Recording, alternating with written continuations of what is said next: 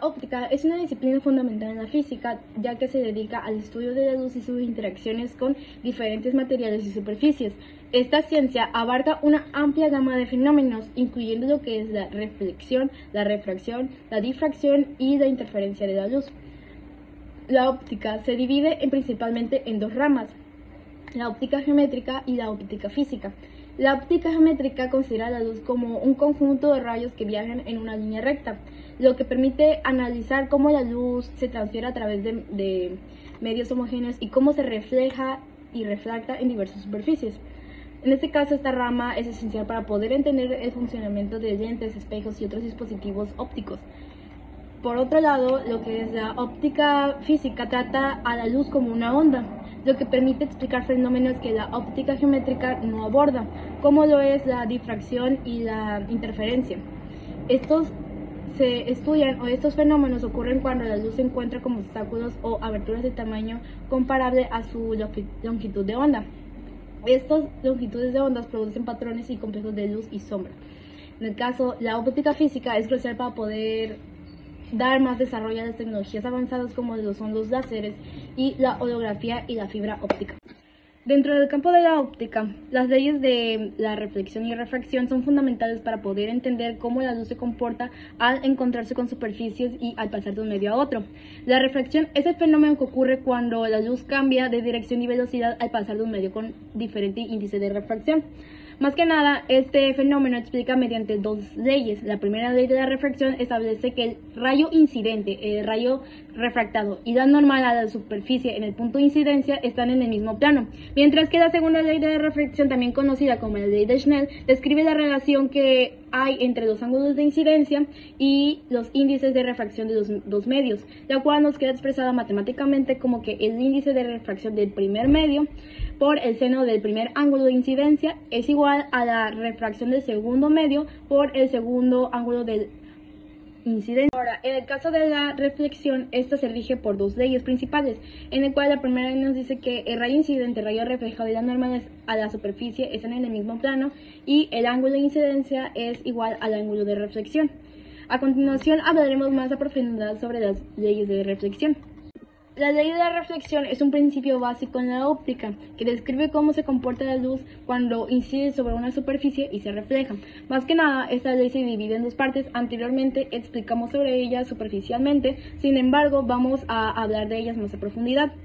Como vimos anteriormente, la primera ley establece que el rayo de luz que llega, el rayo reflejado y la línea perpendicular a la superficie en el punto de incidencia, llamada también como normal, se encuentran en el mismo plano. En este caso, nuestra normal es una línea imaginaria perpendicular perpendicular a la superficie donde el rayo de luz incide, mientras que la segunda ley nos establece o indica que el ángulo con el que la luz incide sobre la superficie es igual al ángulo que se refleja. Sin embargo, el ángulo de índice es el ángulo formado entre el rayo incidente y la normal, mientras que el ángulo de reflexión es el ángulo formado entre el rayo de reflejado y la normal. Esto queda matemáticamente expresado como que el ángulo de incidencia es igual al ángulo de reflexión. La reflexión de la luz se puede encontrar en dos tipos: reflexión especular y reflexión difusa. En el caso de la reflexión especular ocurre cuando la luz incide sobre una superficie lisa o pulida, como un espejo. En este caso, los rayos se reflejan en una dirección específica, manteniendo el ángulo de incidencia al igual que el ángulo de reflexión. Más que nada, esto permite la formación de imágenes claras y definidas como las que vemos en nuestros espejos. Ahora, en el caso de la reflexión difusa sucede cuando la luz incide sobre una superficie rugosa o irregular. En este caso, los rayos se reflejan en formas dispersas, ya que debido a las superficies irregulares de estas. Sin embargo, aunque el principio de que el ángulo de incidencia es igual al ángulo de reflexión se mantiene localmente en cada punto de la superficie. Más que nada, la dispersión de los rayos son en diferentes direcciones. Esto impide la formación de imágenes claras. Las lentes delgadas. Estas lentes juegan un papel crucial en este caso porque tienen una amplia gama de aplicaciones. Por ejemplo, en las gafas o en las lentes que utilizamos pues para hacer una corrección visual, ya que al ajustar el enfoque de la luz que entra en el ojo, pues nos hace una mayor visualización o una mejor visualización. En este caso también lo podemos ver en las cámaras fotográficas, ya que las lentes permiten poder capturar imágenes nítidas al enfocar la luz o el sensor o la película. También lo podemos ver en los telescopios, ya que las lentes delgadas son fundamentales para poder observar objetos distantes, ya que concentran la luz de estrellas y planetas lejanos, haciendo posible pues que nosotros logremos observar estos planetas. Algunas ecuaciones que describen o que son fundamentales para las lentes delgadas son aquellas que describen como la relación entre la distancia focal, la distancia del objeto y la distancia de la imagen es una lente delgada que se describe mediante la ecuación del fabricante de lentes. Más que nada, esta ecuación permite calcular la posición de la imagen formada por la lente, lo cual es esencial para pues, diseñar y analizar los sistemas ópticos. Otra ecuación es aquella del aumento lateral. Más que nada, esta ecuación de aumento lateral de una lente delgada describe cómo se amplia cómo reduce la imagen en comparación con el objeto. Otra ecuación vendría siendo la de potencia del lente. Más que nada, esta medida es crucial para poder o para la prescripción de lentes correctivas en oftalmología. Anteriormente se mencionamos lo que son algunas aplicaciones o más que nada dónde podríamos ver estas lentes delgadas. Sin embargo, ahora mencionaremos lo que es su concepto en sí. Más que nada, una lente delgada es un sistema óptico compuesto por un material transparente como el vidrio o el plástico, que está limitado por refractarias, de las cuales una de estas es curva. En este caso, la característica principal de una lente delgada es que su espesor es mucho menor en comparación con los radios de curvatura de sus superficies. Más que nada, esta capacidad o esta propiedad permite simplificar los cálculos ópticos, ya que se pueden ignorar los efectos de los efectos debidos. Lentes delgadas, convergentes y divergentes. Las lentes delgadas son aquellas cuyo grosor es pequeño en comparación con su radio de curvatura y su distancia focal. Se asume que todo el desvío de los rayos ocurre en un único plano que se le denomina plano principal. Los lentes convergentes se caracterizan por ser más gruesos en el centro y más delgados en los bordes. Convierten los rayos de luz paralelos al eje principal en rayos que convergen en un punto, el que se le llama foco principal. Si un objeto está más allá del foco, produce una imagen real. Si está más cerca que el foco, produce una imagen virtual. Se utiliza normalmente en lupas, telescopios, microscopios y lentes de cámara. Mientras que la lente divergente o lente cóncava se caracteriza por ser más delgada en el centro y más gruesa en los bordes, de forma contraria a la lente convexa o convergente. Desvía los rayos paralelos al eje principal de modo que parecen provenir de un punto común detrás de la lente, un foco virtual, y siempre produce una imagen virtual derecha y más pequeña que el objeto. Se usa normalmente en corrección de miopía ocular y en oculares de telescopio como ejemplo.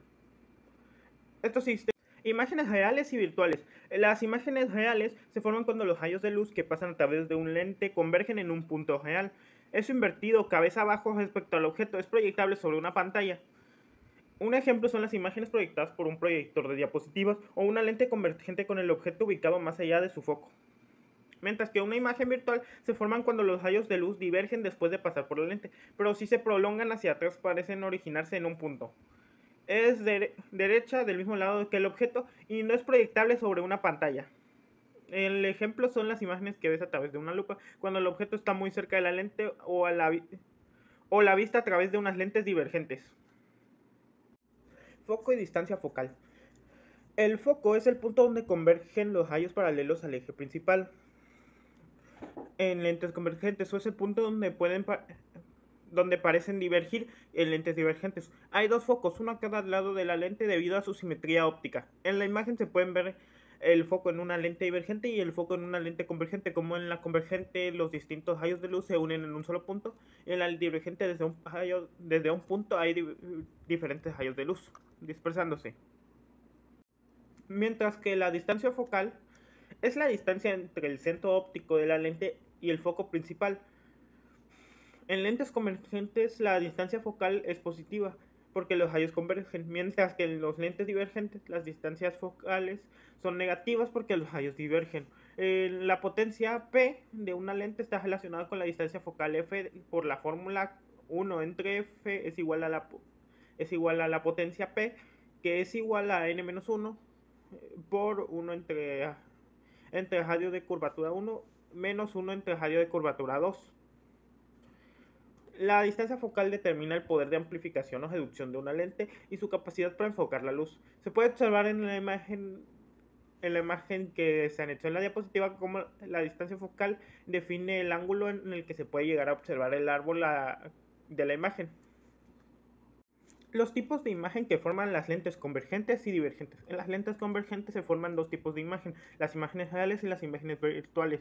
En las imágenes reales se forman cuando el objeto está más allá del foco y se caracterizan por ser invertidas, proyectables en una pantalla, y su tamaño depende de la distancia del objeto a la lente. Un ejemplo de esto es una lupa que enfoca la luz solar para quemar un papel.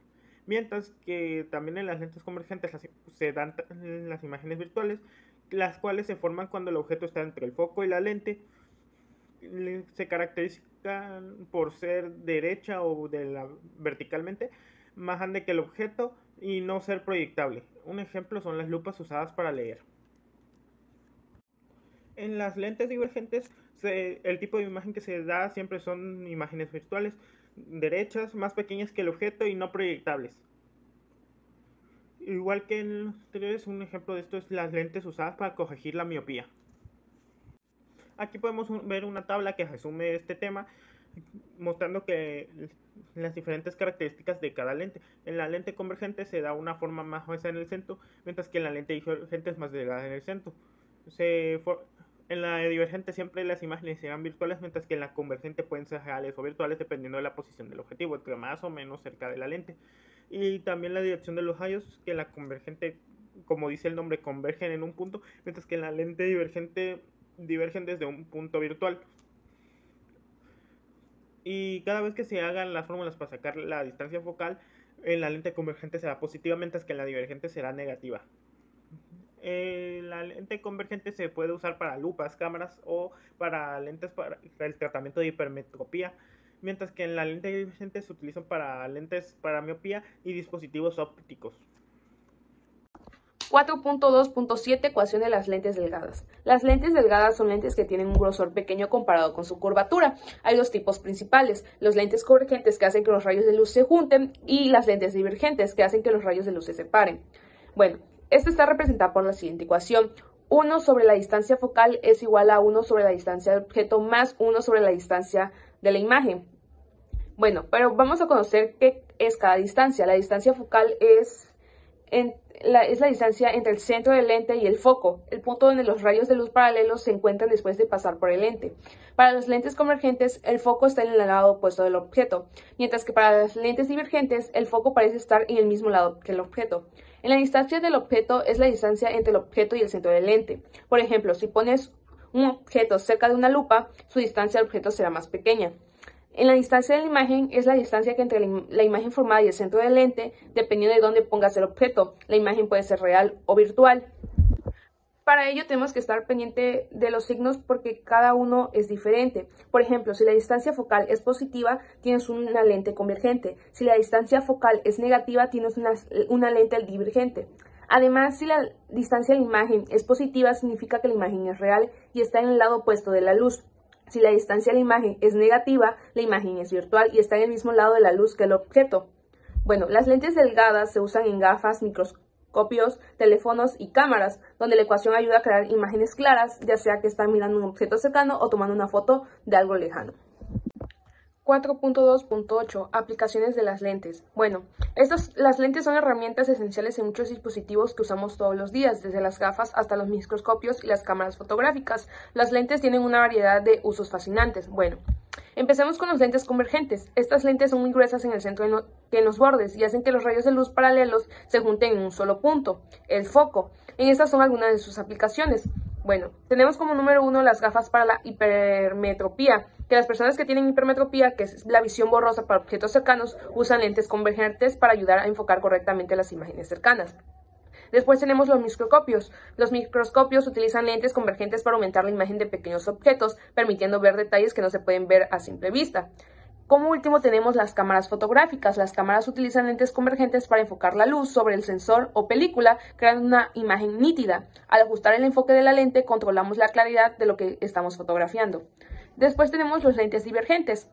Estos lentes son más delgados en el centro y más gruesos en los bordes. Hacen que los rayos de luz se alejen entre sí y aquí tenemos algunas aplicaciones. Tenemos, por ejemplo, las gafas para la miopía, que las personas que tienen miopía, o sea, la visión borrosa para objetos distantes, usan lentes divergentes para dispersar los rayos de luz antes de que lleguen al ojo, ayudando a ver con claridad los objetos lejanos. Después tenemos visores de binoculares y telescopios. En algunos dispositivos ópticos, las lentes divergentes ayudan a enfocar objetos lejanos y a ofrecer una vista más amplia de los objetos a través de los visores. 4.2.9 Reflexión total interna y la fibra óptica. Bueno, empecemos con la reflexión total interna. Este es un fenómeno que ocurre cuando un rayo de luz pasa de un medio más denso como el vidrio a un medio menos denso como el aire y el ángulo de incidencia es suficientemente grande. ¿Qué sucede en esta reflexión total interna? Cuando la luz viaja a través de un material y llega a la superficie que separa dos medios, parte de la luz se refracta. Pero si el ángulo de incidencia es más grande que un valor crítico, toda la luz se refleja dentro del material. Esto significa que no se escapa al aire, sino que sigue viajando dentro del material. ¿Qué es el ángulo crítico? Es el ángulo de incidencia a partir del cual ocurre la reflexión total interna. Si el rayo de luz incide con un ángulo mayor a este valor, todo el rayo se refleja y no pasa a otro medio. Bueno, la fibra óptica. Esta aprovecha la reflexión total interna para transmitir señales de luz a través de cables extremadamente delgados. Están hechas de materiales como vidrio, plástico, y su función es guiar la luz para alargar distancias, como en las redes de internet, las telecomunicaciones y la medicina. La estructura de la fibra óptica se conforma en dos partes. El núcleo, que es la parte central de la fibra por donde viaja la luz y tiene un índice de refracción más alto. Y como segundo tenemos la funda, que es la capa exterior que rodea el núcleo con un índice de refracción más bajo. Bueno, la reflexión total interna ocurre dentro del núcleo de la fibra, permitiendo que la luz se desplace de un extremo a otro sin perder intensidad. Incluso si la fibra se curva o se dobla, la luz sigue reflejándose dentro del núcleo hasta llegar al destino. Pues por último, la reflexión total interna no es solo un fenómeno físico fascinante, sino que también es la base de las tecnologías revolucionarias como la fibra óptica. Gracias a este fenómeno podemos disfrutar de una conexión a internet más rápida, comunicaciones más confiables y avances en la medicina. 4.3 Ley de refracción. ¿Pero qué es la refracción? Es el cambio en la dirección de un rayo de luz cuando pasa de un medio a otro con diferentes propiedades ópticas, como el aire al agua o al vidrio. Este cambio se debe a que la velocidad de la luz varía según el medio en el que se mueve. Bueno, pero este fenómeno se rige por la ley de refracción, también conocido como la ley de Snell, que se expresa con la ecuación n1 por seno del ángulo 1 es igual a n2 por el seno del ángulo 2. ¿Pero qué significa esto? N1 y N2 son los índices de refracción de los dos medios y el ángulo 1 es el ángulo de incidencia y el ángulo 2 es el ángulo de refracción. Bueno, pero ¿cómo funciona la refracción? Cuando la luz pasa de un medio menos denso a uno más denso, como el aire al agua, la luz se desacelera y se dobla hacia la normal. Cuando la luz pasa de un medio más denso a uno menos denso, como el agua al aire, la luz acelera y se aleja de la normal. Este tiene diferentes aplicaciones. Una puede ser lentes ópticas, que las gafas y lentes de contacto usan la refracción para corregir problemas de visión. Las lentes desvían la luz para enfocarla correctamente en la retina. En las cámaras fotográficas, las lentes de las cámaras aprovechan la refracción para enfocar imágenes en los sensores o películas. También tenemos la fibra óptica. La refracción y la reflexión total interna son las bases de las fibras ópticas, que permiten la transmisión de datos en telecomunicaciones. Y por último tenemos los fenómenos naturales, como por ejemplo el arco iris, que es un ejemplo hermoso de refracción y dispersión de la luz en gotas de aguas suspendidas en el aire. 4.3.1 Índice de refracción. El índice de refracción está representado por la letra N y es una propiedad que tienen los materiales que nos va a indicar cómo va a cambiar la velocidad de la luz al pasar de un medio a otro.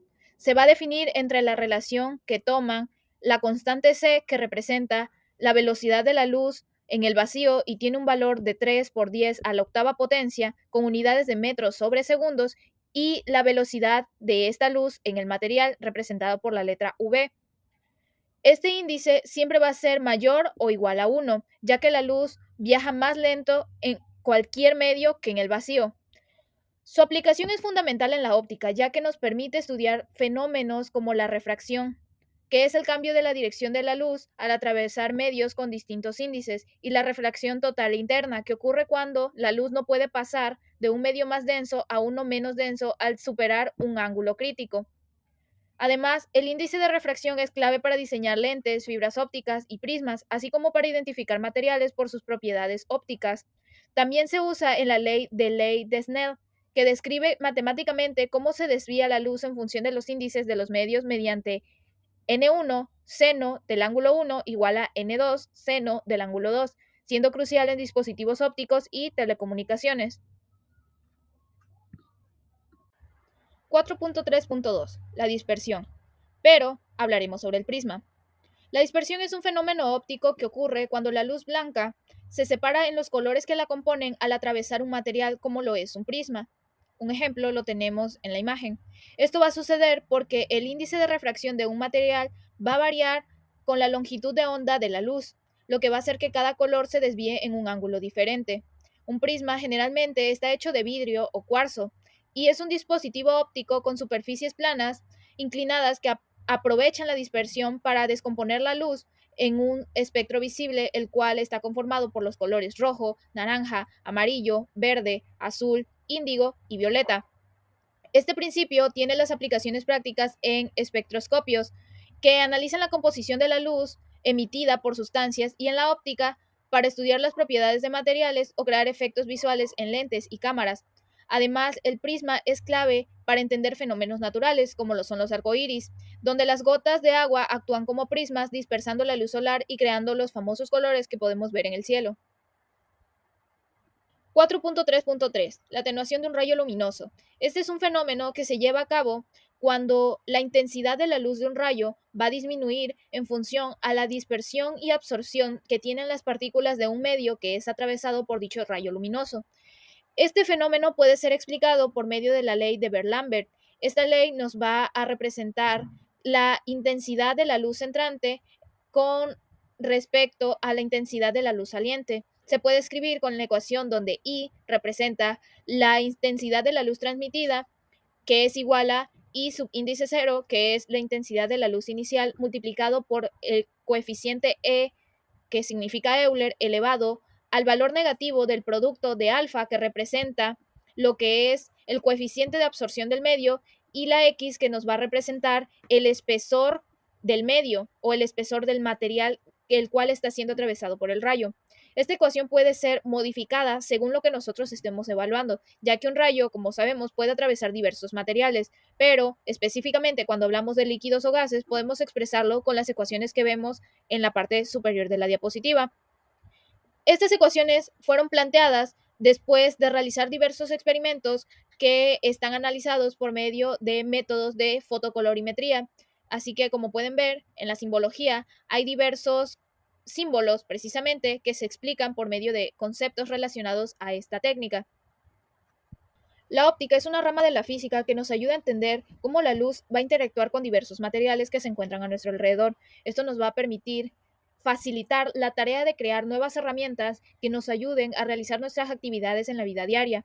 Esto es importante porque la luz es importante en diversas ciencias y tecnologías que nos ayudan a desarrollar nuevas áreas y sistemas que podrán evaluar el comportamiento del universo con respecto a la luz que hay en él, ya que hay diversos fenómenos visibles que deben ser explicados por medio de diversas leyes que nos van a permitir crear ecuaciones o crear leyes que dichamente nos van a poder explicar estos fenómenos. Podemos encontrar esta rama de la física en diversos campos, como lo son la astronomía, la física misma, en áreas cotidianas como lo son la óptica misma, para crear diversas herramientas como lo son telescopios, microscopios, lentes, cámaras, etcétera, lo cual nos va a facilitar el estudio de diversos comportamientos que va a haber de la materia con respecto a la luz que atraviesen ellos. Es por eso que estudiar la óptica se vuelve un concepto fundamental para el entendimiento de los fenómenos físicos que ocurren dentro de nuestro universo. Para poder entender mejor lo que es el tema de la óptica, vamos a explicar una serie de ejercicios que van a ser explicados por medio de diversas ecuaciones que van a dar solución a temas que están relacionados con lo que es la óptica en sí misma. Como primer ejercicio, vamos a hacer uso de la ecuación de las lentes delgadas. El ejercicio es el siguiente. Una lente convergente tiene una distancia focal de 10 centímetros. Se coloca un objeto a 20 centímetros de la lente. ¿Dónde se formará la imagen? Bueno, para empezar debemos definir la ecuación. Como ya dije, vamos a hacer uso de la ecuación de las lentes delgadas. Es aquí donde F nos va a representar los 10 centímetros, que es la distancia focal, la P, que nos va a representar los 20 centímetros, que es la distancia de la lente al objeto, y Q es la distancia de la imagen, es el valor que nosotros debemos encontrar. Cuando nosotros sustituimos los valores, vamos a encontrar que al despejar el valor de Q, vamos a obtener un valor de 20 centímetros. En este punto, nosotros podemos expresar que la imagen se va a crear a 20 centímetros de donde está la lente. En este ejercicio vamos a ver los índices de refracción. En este caso nos están dando dos índices. El índice de refracción del agua, que será el índice 1, representado por 1.33, y el índice de refracción del aire, que es N2, representado por el valor de 1. Nos pide calcular el ángulo crítico para que ocurra la reflexión total interna. En este caso, la expresión que vamos a usar será la de el seno del ángulo crítico va a ser igual al índice de refracción 2 sobre el índice de refracción 1. Cuando nosotros sustituimos estos valores, vamos a encontrar que el seno del ángulo crítico tiene un valor de 0.7519. Pero para que nosotros encontremos propiamente el ángulo crítico, debemos aplicar la operación inversa, que en este caso sería el arcoseno de 0.7519, lo que nos da un valor de ángulo crítico igual a 48.75 grados. Dice, un rayo de luz pasa del aire con un índice de refracción igual a 1 a un vidrio con un índice de refracción igual a 1.5. Si el ángulo de incidencia es igual a 30 grados, nos pide calcular el ángulo de refracción. Aquí vamos a hacer uso de la ley de Snell, donde el índice de refracción 1 va a ser multiplicado por el seno del ángulo 1, y esto debe ser igual al índice de refracción 2 por el seno del ángulo 2. En este caso vamos a calcular lo que es el ángulo 2.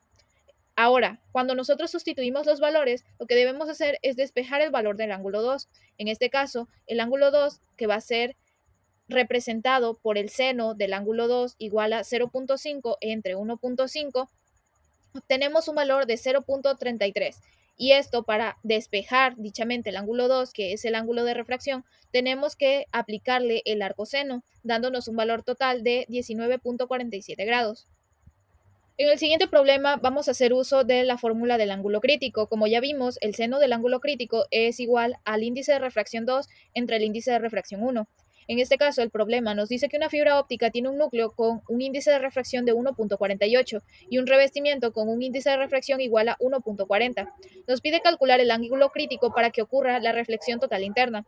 Cuando nosotros sustituimos los valores de los índices de refracción, obtenemos que el seno del ángulo crítico es igual a 0.9459. Para que nosotros encontremos el dichoso ángulo crítico, debemos aplicar la operación inversa, que en este caso sería el arcoseno de 0.9459, lo que nos da un valor de ángulo crítico igual a 70.13 grados. Nuevamente haremos uso de la ecuación de las lentes delgadas, sin embargo, tenemos una pequeña modificación, ya que en este ejercicio nos piden también identificar qué tipo de imagen se va a formar. Es por eso que F nos sigue representando la distancia focal y tiene un valor de 10 centímetros, pero esta vez la D tiene un subíndice 0 y es la distancia del objeto con respecto a la lente y tiene un valor de 30 centímetros.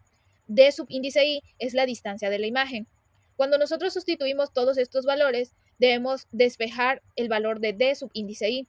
En este caso, obtenemos que tiene un valor de 15 centímetros, pero como es positivo, podemos identificar que la imagen va a ser una imagen real y reducida, ya que siempre y cuando que DI sea positiva, nuestra imagen va a ser igual a estas características. Nuevamente vamos a calcular un ángulo de refracción, pero esta vez lo vamos a calcular dentro del agua, ya que nos dice que un rayo de luz incide en la superficie del agua, que tiene un índice de refracción de 1.33 y va a tener un ángulo de incidencia de 30 grados. Cuando nosotros aplicamos la ley de Snell, identificamos los datos. Nuestro índice de refracción 1 es el equivalente al índice de refracción del aire, que tiene un valor de 1. Nuestro ángulo 1 es el ángulo de incidencia, con un valor de 30 grados.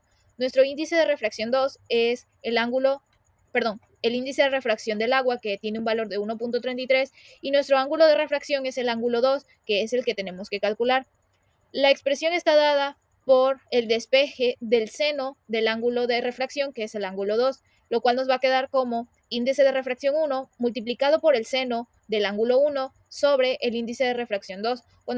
Cuando nosotros hacemos este despeje, tenemos que aplicando el arco seno de 0.375 encontramos el valor del ángulo de refracción dentro del agua, que tiene un valor aproximadamente de 22 grados.